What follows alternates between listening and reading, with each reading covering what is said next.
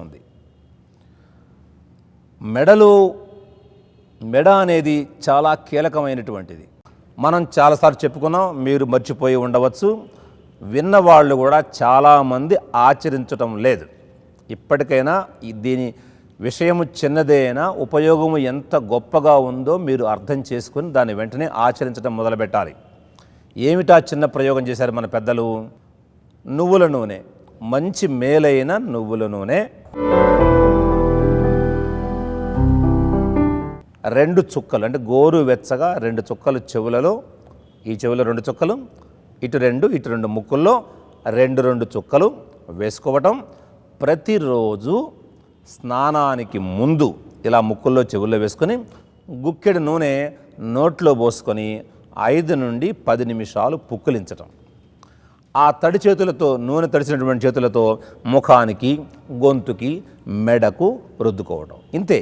ఈ చిన్న ప్రక్రియ ఈ మెడ కొంకుల నుంచి, గొంతు నుంచి ఈ పైభాగంలో వచ్చే 231 రకాల వ్యాధులను దరికి రానివ్వదని, జీవితకాలం మొత్తము కూడా ఈ పైభాగంలో ఉండే సర్వావయవాలు సంపూర్ణమైన ఆరోగ్యాన్ని పొందగలుగుతాయని మహర్షులు అనేక పరిశోధనల ద్వారా అనేక వందల వేల సంవత్సరాల పాటు ఈ సత్యాన్ని మాటికి రుజువు చేసుకొని మనకు అందించారు.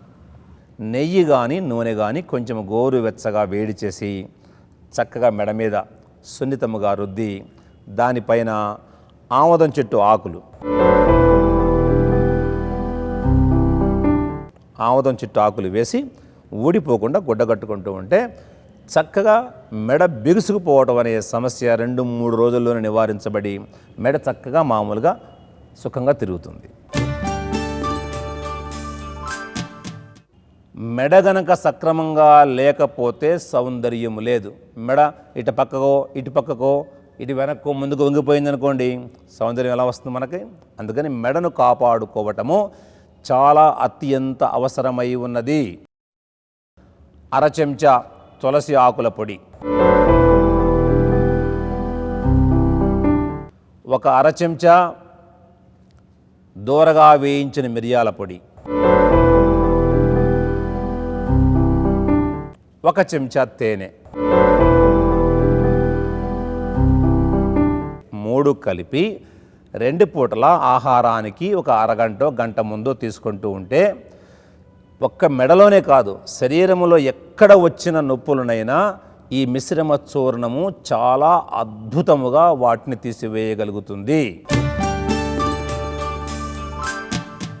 ఈ వెన్నుపూసకు మర్దన కార్యక్రమం ప్రారంభించే ముందు ఇలా ఒక గిన్నెలో తగినంత తైలము, అంటే వాత నొప్పులను హరించగల తైలాల్లో అర్క తైలము, లేదా గతంలో మీకు చాలాసార్లు చేసి చూపించిన ఆయుర్వేద ప్రజారక్షణ తైలము, లేదా గణేష తైలము అంటే గరిక తైలము, వావిలాకు తైలము, జిల్లేడు తైలము, ఇట్లా మీకు అనేక రకరకాల తైలాలు, వాము తైలం ఇట్లాంటి చూపించాం.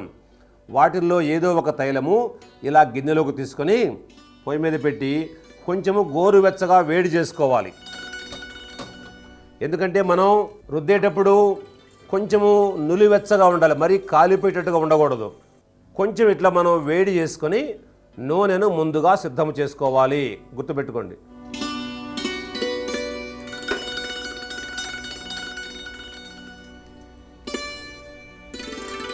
ఇంత కాలేది పెట్టబాకండి, ఈపులు కాలిపోతాయి. నిదానంగా జాగ్రత్తగా కొంచెం నులివెచ్చగా వేడి చేసుకొని ఒక పక్కన సిద్ధము చేసి పెట్టుకోవాలి. ఇంటెల్లా పాది దీన్ని గమనించి మీరు కనుక నేర్చుకోగలిగితే, ముఖ్యంగా పురుషులు సంపూర్ణ ఆరోగ్యంగా ఉండగలుగుతారు.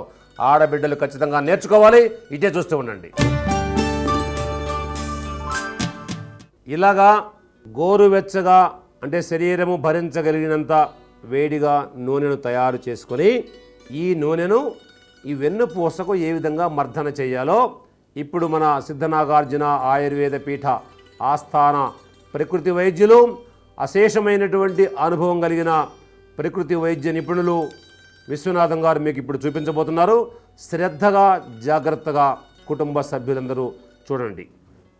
ముందుగా నూనెను కొద్దిగా తీసుకొని మెడల దగ్గర నుంచి వెన్నుపూస చివరి భాగము వరకు, నడుము కింది భాగము వరకు, మూలాధార చక్రము వరకు అన్ని చక్రాలు ఇక్కడే ఉంటాయి పైనుంచి. తర్వాత మిగిలిన వీపు భాగానికి అటువైపున ఇటువైపున చక్కగా ముందు రాసి ఉంచాలి నూనెను. ఇలాగా తడిపి అంటే పదును చేయటం, శరీరాన్ని భూమిని పదును చేసినట్టుగా శరీరాన్ని పదును చేసేటువంటి ప్రక్రియ. ఇప్పుడు చూడండి, మెడ దగ్గర సున్నితముగా చక్కగా ఇటు గొంతు నరాలు, మెడ నరాలలో రక్తవాహినులు శుద్ధి కావటము కోసము, ప్రసరణ క్రమబద్ధము కావటము కోసము ఇలా కూడా 2 చేతులతో కూడా చూడండి జాగ్రత్తగా, ఒకటటు ఒకటిటు చక్కగా ఇలా చేసిన తర్వాత ఇక అక్కడి నుంచి 2 చేతుల బొటన వేళ్లతో, ఒక బొటన వేలుతో రెండో వైపుకు అంటే వ్యతిరేక దిశలో సున్నితముగా వెన్నుపూస మీద పైనుండి క్రింది వరకు మర్దన చేస్తూ ఉండాలి. క్రింది వరకు మరలా పైనుంచి మరలా ఇంకొకసారి ఇట్లాగా ఒక 4-5 సార్లు చూడండి. అట్లాగా చేతులు చాపి కూడా చేసుకోవచ్చు. చక్కగా వేళ్ళు వీపు మీద ఉంచి 2 బొటన వేళ్లతో చక్కగా ఇలా 4-5 సార్లు సున్నితముగా మర్దన చేయండి. ఆ తర్వాత బొటన వేళ్లను గుండ్రముగా తిప్పుతూ చూడండి, జాగ్రత్త గమనించండి. ఇందాకేమో ఎదురెదురుగా అటు ఇటు రుద్రం జరిగింది, ఇప్పుడేమో గుండ్రముగా సున్నితముగా. రెండవ విధానమో, ఎక్కడైతే వృధా పదార్థాలు, వ్యర్థ పదార్థాలు వెన్నుపూసలలో పేరుకుపోయినాయో, ఎక్కడైతే గుజ్జు అటు ఇటు జరగటము వల్ల అక్కడ సమస్య ఏర్పడిందో ఆయా భాగాలకు ఈ నూనె లోపలకు ప్రసరించడము, ఆ భాగాలలో ప్రసరణ క్రమబద్ధం చేయడం జరుగుతుంది. ఇప్పుడు చూడండి, 2 అయిపోయింది. 3వ విధానము, 2 బొటన వేళ్లతో వెన్నుపూస అటు ఇటు 2 భాగాలకు బొటన వేళ్లతో కొంచెం ఒత్తిడి కలిగిస్తూ క్రింది భాగం వరకు చూడండి, జాగ్రత్త ఇంకోసారి చూపించండి. 2 బొటన వేళ్లతో ఇలాగా చక్కగా జారుడు బల్ల జారినట్లుగా పైనుండి క్రింది వరకు చేయాలి. ఇలా కూడా ఒక 3-4 సార్లు చేయాలి. ఇలా చేసిన తర్వాత చూడండి, ఇప్పుడు చూడండి, ఒక చేయి ముందుకు ఒక చేయి వెనక్కు చక్కగా ఇలా. భర్తకు సమస్య వస్తే భార్య చేయాలి, భార్యకు సమస్య వస్తే భర్త చేయాలి. దీనివల్ల ఇద్దరి మధ్య ఆరోగ్యం అందటం మాత్రమే కాక అన్యోన్య ఆత్మీయత అనుబంధం కూడా పెరుగుతుంది. ఇది కుటుంబ రక్షణకు చాలా అవసరమైన విషయము. చూడండి, ఇటు ఇందాకేమో పైనుంచి, ఇప్పుడు అడ్డము, ఒక చెయ్యి అటు ఒక చెయ్యి ఇటు, చాలా సులభమైంది. ఇప్పుడు చూడండి, మధ్య నుంచి 2 భాగాలకు చక్కగా మొత్తం 5 వేళ్లతో సున్నితముగా కొంచెం ఒత్తిడి కలిగిస్తూ మొత్తం వీపు మొత్తము చూడండి ఎంత హాయిగా ఉంటుందో. ఆ తర్వాత చూడండి, ఇలాగా 2 చేతులతో చిన్న తపలా వాయించినట్లుగా, గట్టిగా కొట్టకండి, మళ్ళా నిదానముగా చక్కగా మృదువుగా చిన్న చిన్న శబ్దాలు చేస్తూ ఇలా చేయాలి. చూస్తున్నారా చక్కగా? ఇలాగా చేసిన తర్వాత కొంచెం వేళ్లను కదిలిస్తూ వణికిస్తూ, మధ్య 3 వేళ్లను కదిలిస్తూ వెన్నుపూస మీద పైనుండి క్రింద వరకు సున్నితముగా చక్కగా నిదానముగా మెల్లగా ఇలా ఇలా ఇలా కదిలిస్తూ కొంచెంగా కదిలిస్తూ చేయాలి. ఇలాగా కూడా 4-5 సార్లు చేయవచ్చు. ఇది స్నానానికి 1 గంట ముందు కార్యక్రమం ఇలా చేసిన తర్వాత ఇప్పుడు ఈ వెన్నుపూసకు చక్కగా కాపడం పెట్టాలి. కాపడం ఎలా పెట్టాలో తెలుసుకుందాం, చూస్తూ ఉండండి. చూడండి, ఇలాగా నీళ్లు పొయ్యి మీద పెట్టి బాగా మరిగించిన తర్వాత ఇది చూడండి, ఇది వావిలాకు, మీకు అందరికీ తెలుసు. ఈ వావిలాకు దొరకని ప్రాంతాలలో మునగాకు వేసుకోవచ్చు, ఇబ్బంది లేదు. ఈ ఆకుల్ని ఇట్లా మెత్తగా ముక్కలుగా చేసేసి ఇందులో వేసేయాలి. ఈ వావిలాకు తగిలితేనే వాత రోగాలు పోతాయి. వీటిని ఏం చేయాలి, మనం చిన్న ముక్కలుగా ఇందులో పడేసేయాలి. చక్కగా బాగా ముక్కలు చేసేసి ఇంకా బాగా మెత్తగా నలిపి కూడా వేయవచ్చు. ఇలా వేసిన తర్వాత జిల్లేడు అన్ని ప్రాంతాల్లో దొరుకుతుంది. జిల్లేడు చెట్టు ఈ ఆకుల్ని కూడా మనం ఒక 3-4 ఆకులు, ఈ ఆకులు కూడా ఏం చేయాలి, చిన్న చిన్న ముక్కలుగా చేసి చక్కగా ఇందులో వేసేయాలి. చూడండి జాగ్రత్తగా. ఇలాగా వేసిన తర్వాత చూడండి, ఇది పసుపు. ఈ పసుపు కూడా ఇందులో పడేసేయాలి. ఒక 3-4 చెంచాలు. వాయులాకు వేసాం, జిల్లేడాకు వేసాం, పసుపు వేసాం. ఇంకా ఇందులో మీకు దొరికే ఆకులు కొన్ని చెప్తాను, రాసుకోండి. కానుగాకు, చింతాకు, గానుగన్న ఒకటే రోడ్డు పక్కనే ఉంటుంది. కానుగాకు కూడా వేయచ్చు, చింతాకు వేయచ్చు. కసివింద, పెద్ద చెన్నంగి కసివింద చాలా అద్భుతంగా కసిగా రోగాన్ని చంపేస్తుంది, వాతాన్ని పారిపోయేటట్టు చేస్తుంది కసివింద. ఇలాగా ఈ మొక్కలలో దొరికినన్ని వాటిని ఇట్లా వేసి చక్కగా బాగా కొంచెం కలబెట్టండి. ఇలాగా దీంతోనే చూపిస్తున్నాం, మీరు మామూలు గరిటె చేసుకోవచ్చు. ఇది బాగా తుక్క ఉడకాలి, అంటే మంచి ఆవిరి బాగా వచ్చేటట్టు చేయాలి. మీరు ఇంట్లో అయితే దీన్ని ఇంకా మూత పెట్టి చేసుకోవడం ఇంకా చాలా మంచిది, బాగా తొందరగా వస్తుంది.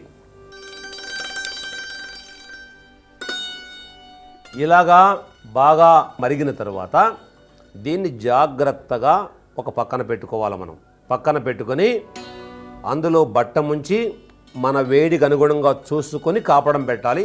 శతమానం భవతి. చూడండి, ఇలాగా ఇందాక నూనె పోసాం కదా, పోసిన తర్వాత ఇప్పుడు ఈ వేడి నీళ్ళల్లో బట్ట ముంచండి జాగ్రత్తగా బట్ట ముంచి అటు ఇటు దాన్ని ఈ గుడ్డ అటు ఆ గుడ్డ ఇటు పిండి బాగా లాగితే ఆ నీళ్లు మొత్తం అందులో పడిపోతాయి. దీన్ని కొంచెం విదిలించి దాని మధ్యలోకి మడిచి పట్టుకొని వేడి మనం చూసుకోవాలి. కొంచెం జాగ్రత్తగా మెల్లగా మెడల దగ్గర నుంచి కొంచెం చూడండి. వెన్నుపూస మీద ఇందాక రాసినటువంటి నూనె త్వరగా లోపలికి పోవాలి అంటే, కింద వరకు ఇక్కడ దాకా పోవాలి అంటే ఖచ్చితంగా కాపడం పెట్టాలి. కాపడం పెట్టినటువంటి ఈ నీళ్ళలో కూడా ఏమున్నాయి, వాయులాకు ఉంది, అదేవిధంగా జిల్లేడు ఉంది. ఈ జిల్లేడు వాయులాకులలో ఉన్నటువంటి ఔషధ శక్తి కూడా లోపలికి ప్రవేశిస్తుంది. ఆవిరి ద్వారా ప్రవేశించి ఆ నూనెలో కలిసి లోపల ఉండేటువంటి విష పదార్థాలను, వ్యర్థ పదార్థాలను కరిగించి వేస్తుంది. రక్త ప్రసరణను, వాయు ప్రసరణను క్రమబద్ధము చేస్తుంది. అలాగే అటు ఇటు 2 భాగాలకు కూడా, వెన్నుపూసకు అటు ఇటు 2 భాగాలకు కూడా వేయాలి. ఈ భాగానికి కూడా కాపడం పెట్టాలి. ఇంకా ఈ వెన్ను సమస్య వల్ల ఈ తుంటి కానీ ఆ తుంటి కానీ ఇబ్బందిగా ఉన్నవాళ్ళు తుంటి మీద, ఈ కాలు మీద కూడా, ఈ వెనక వైపు ముందు వైపు కూడా కాపడం పెట్టాలి. అలాగే ఇందాక మర్దన కూడా ఆ భాగాన్ని కూడా చేయాలి. అలాగే చేతులు సన్నగా అయిపోయిన వాళ్ళు ఈ వెన్నుపూసతో పాటు సన్నగా అయిపోయినటువంటి ఆయా అవయవాల మీద కూడా నూనె పోయటము, ఈ మర్దన చేయటము, ఆ తర్వాత ఈ విధంగా గుడ్డతో కాపడం పెట్టడం కూడా జరగాలి. ఆ వేడి చూసుకొని జాగ్రత్తగా ఈ భుజాలు, గోడలు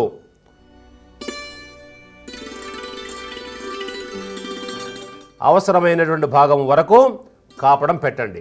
కాపడం పెట్టిన తర్వాత ఇప్పుడు దీని మీద ఆయుర్వేద థెరపీ ఒక ప్రత్యేకమైన విధానం ఉంది. 2 చేతులతో పైనుంచి క్రింది వరకు నొక్కేటువంటి విధానము ఇప్పుడు మన యోగాచార్యులు మీకు చూపించబోతున్నారు. శ్రద్ధగా చూడండి, చక్కగా చూడండి, జాగ్రత్తగా కొంచెం అట్లా మెల్లగా కొంచెం అట్లా నొక్కుతూ లాగటం గమనించండి జాగ్రత్తగా. చూడండి, ఇదిగో కుడి చేయి కింద ఎడమ చేయి పైన పెట్టి కొంచెం నొక్కి వదలాలి. గాలి తీసుకుంటూ నొక్కండి, గాలి వదిలేస్తూ చేతులు తీసేయండి. చక్కగా కింది నడుము వరకు, మూలాధారము వరకు నొక్కాలి. కుడి చేయి కింద, దానిపైన ఎడమ చేయి పెట్టి గాలి పీల్చుకుంటూ ఆ బరువును వెన్నుపూస మీద వేసి కొద్ది క్షణాలు ఉంచటము, తీయటము. కొద్ది క్షణాలు. చాలా అద్భుతమైనటువంటి మార్గము ఆయుర్వేద మార్గం, అంటే ఆరోగ్య స్వర్గం. ఇది తిరుగులేనిది. ఇలా వెన్నుపూసము చేసిన తర్వాత వెన్నుపూస ప్రక్క భాగం చూడండి, చక్కగా ఆ భాగానికి కూడా ఒత్తిడి కలిగించటమో, కొంచెం బలంగా చేయాలి. అంటే ఆ సమస్య ఉన్న వాళ్ళ యొక్క బలాన్ని బట్టి చేయండి. వాళ్ళు సన్నగా పీసుల్లాగా ఉంటే మీరు గట్టిగా నొక్కారు ఎముకలు విరిగిపోతాయి. అలా చేయవద్దు. మనుషులు కొంచెం దిట్టంగా ఉంటే గట్టిగా నొక్కొచ్చు, పర్వాలేదు. చక్కగా ఇలా ఇలా ఇలా అటు ఇటు వెన్నుపూసకు రెండు వైపులా కూడా ఇలా నొక్కి వదలాలి. గాలి తీసుకుంటూ చేతుల్ని వెడల్పుగా చేయాలి. మెడలకు చక్కటి బ్రహ్మాండమైనటువంటి వ్యాయామం. గాలి తీసుకుంటూ ఎంత వస్తే అంత బాగా వెడల్పుగా, మళ్ళీ గాలి వదిలేస్తూ ముందుకు గాలి వదిలేయండి. మళ్ళీ గాలి తీసుకుంటూ బాగా వెనక్కు రావాలి, బాగా వెనక్కు. కాసేపు ఆపి మళ్ళీ గాలిని వదిలేస్తూ మళ్ళీ ముందుకు రండి.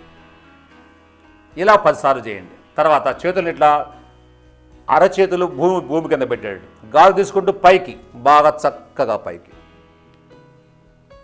వదిలేస్తూ ముందుకు, మళ్ళా తీసుకుంటూ పైకి. ఇలా 10 సార్లు చేయండి. తర్వాత బార్ల చాపండి. చేతులు బార్ల ఇట్ట వెడల్పుగా ఇలా చాచి అరచేతులు పైకి ఉండాలి, ఆకాశం వైపు పెట్టండి. పెట్టి గాలి తీసుకుంటూ నమస్కార భంగిమలోకి వెళ్ళిపోవాలి. మనం పైకి ఆపండి, గాలిని వదిలేయండి. ఇలా ఒక 10 సార్లు నిదానముగా చేయండి. విశ్రాంతి. గాలి తీసుకుంటూ మెడను మెల్లగా వెనక్కు గాలి తీసుకుంటూ పోవాలి. వెనక్కు కాసేపు ఆపి గాలి వదిలేస్తూ మొత్తం వదిలేసి గడ్డం ఛాతీ కానించాలి, ఛాతీకి పూర్తి కానించాలి. మళ్ళీ గాలి తీసుకుంటూ వెనక్కు, మళ్ళీ వెనక్కు గాలి తీసుకుంటూ వెనక్కు, మళ్ళీ గాలి వదిలేస్తూ అలాగ ముందుకు ఛాతీ కానించాలి, మొత్తం వదిలేసేయాలి. మధ్యలోకి వచ్చి విశ్రాంతి తీసుకోవాలి 10 సార్లు.